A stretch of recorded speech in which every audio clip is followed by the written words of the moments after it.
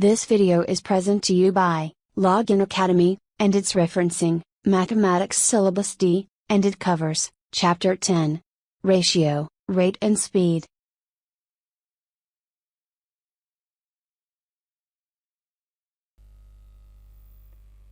Exercise 10A, Question number 5, Question number 6. Question number 6 में हमसे ये कहा जा रहा है कि एक पर्सन की अर्निंग है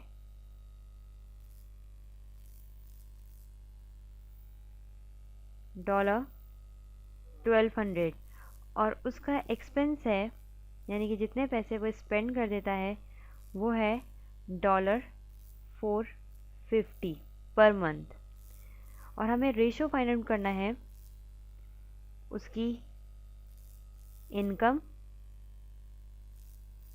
और एक्सपेंस के दरमियान। इनकम जैसे कि हम देख सकते हैं यहाँ मेंशन हुई भी आपके सामने कि इनकम है इस पर्सन की 1200, एक्सपेंस कितना है 450।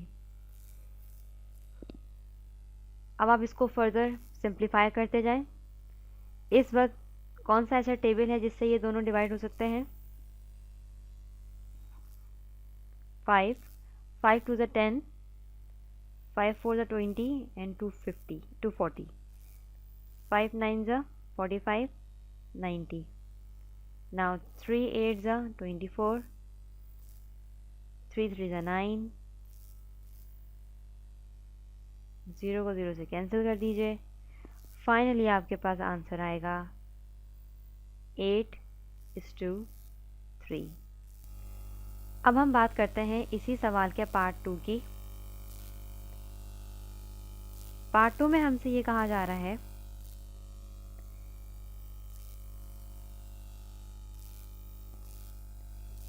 कि इस पर्टिकुलर पर्सन की सेविंग्स और इसकी इनकम के इन बिटवीन आपको रेशियो फाइंड आउट करना है। सेविंग्स हम कैसे निकालेंगे?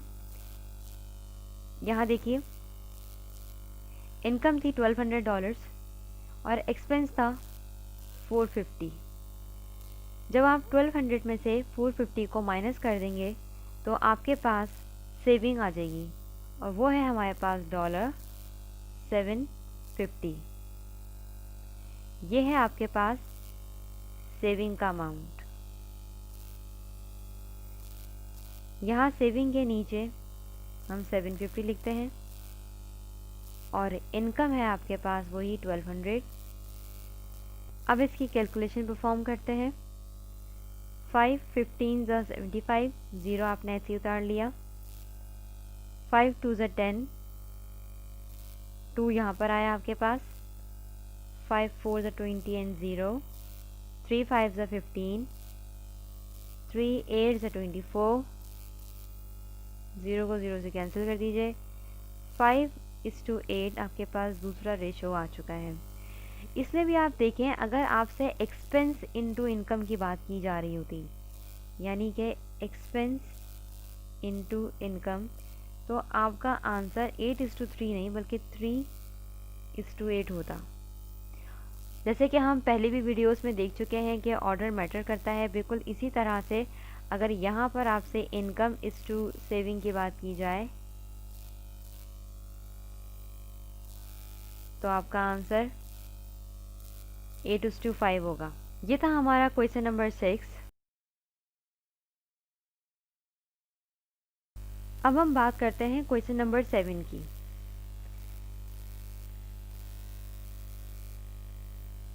क्वेश्चन नंबर 7 में हमसे ये कहा जा रहा है कि 3 पर्सन्स है हमारे पास,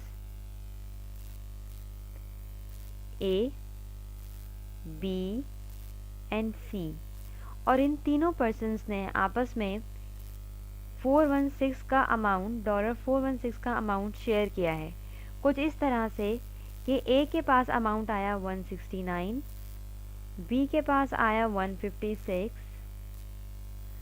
C का इन्होंने आपको बताया नहीं है सवाल में, और ये कहा जा रहा है कि रेशो फाइंड आउट करें जिसमें ये सम ऑफ मनी A, B और C के दरमियान डिवाइडेड है। सबसे पहले हम सी का शेयर मालूम करेंगे कि सी के पास कितना अमाउंट आया, उसके बाद हम ए, बी और सी का रेशो निकालेंगे।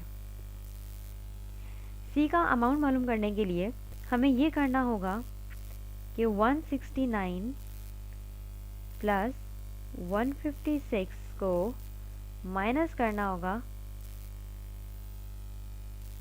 416 में से, तो आंसर आएगा आपके पास 91 और 91 सी का शेयर है।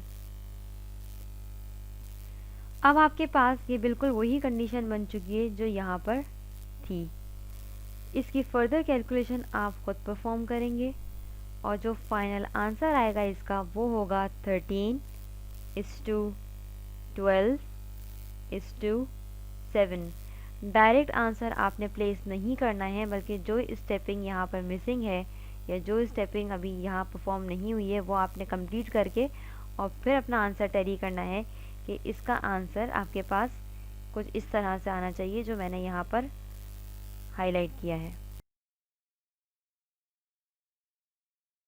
अब हम बात करेंगे क्वेश्चन नंबर 8 की।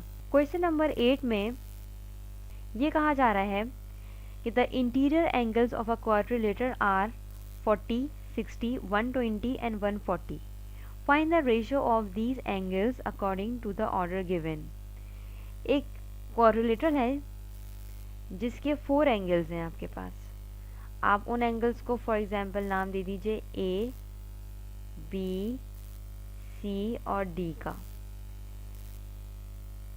पहला एंगल उन्होंने आपको बताया है कि 40 है, दूसरा 60 है, तीसरा यानी कि जिसको हमने नाम दिया है सी का वो है आपके पास 120 और डी जो है वो आपके पास है 140।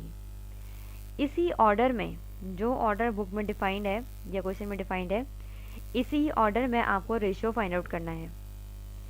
ये भी बिल्कुल वही कंडीशन है जो यहाँ पर थी। इसकी कैलकुलेशन आप खुद परफॉर्म करेंगे और इसकी कैलकुलेशन परफॉर्म करने के बाद जो आपके पास आंसर आएगा वो आएगा 2:3:6:7। ये था आपका क्वेश्चन नंबर 8। अब हम अपनी नेक्स्ट वीडियोस में बात करेंगे क्वेश्चन नंबर 9 और 10 की।